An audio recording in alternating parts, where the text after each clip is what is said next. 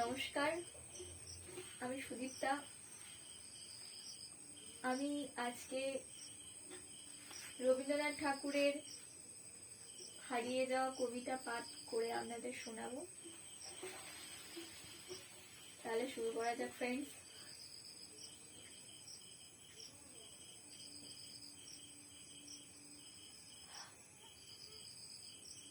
হারিয়ে যাওয়া, রবীন্দ্রনাথ ঠাকুর। ছোট্ট আমার মেয়ে সঙ্গিনীদের ডাক শুনতে পেয়ে সিঁড়ি দিয়ে নিচের তলায় যাচ্ছিল সে নেমে। অন্ধকারে ভয়ে ভয়ে থেমে থেমে হাতে ছিল প্রদীপখানি, আঁচল দিয়ে আড়াল করে চলছিল সাবধানে।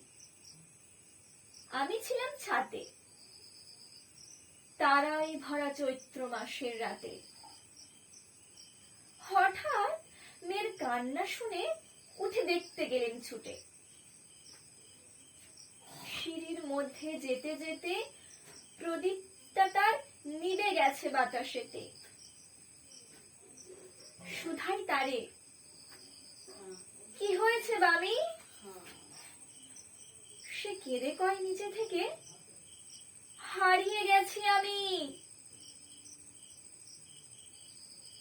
তারাই ভরা চৈত্র মাসের রাতে ফিরে গিয়ে ছাতে, মনে হলো আকাশ পানে চেয়ে আমার বামির মতোই যেন অমনি কি এক মেয়ে। নীলাম্বরের আঁচলখানি ঘিরে দীপশিখাটি বাঁচিয়ে একা চলছে ধীরে ধীরে।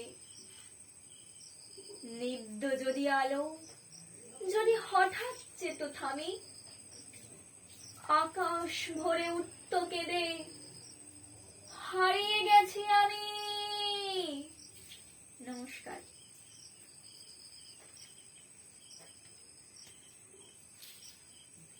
এতক্ষণ আমার কবিতা শোনার জন্য আপনাকে অসংখ্য ধন্যবাদ জানাই।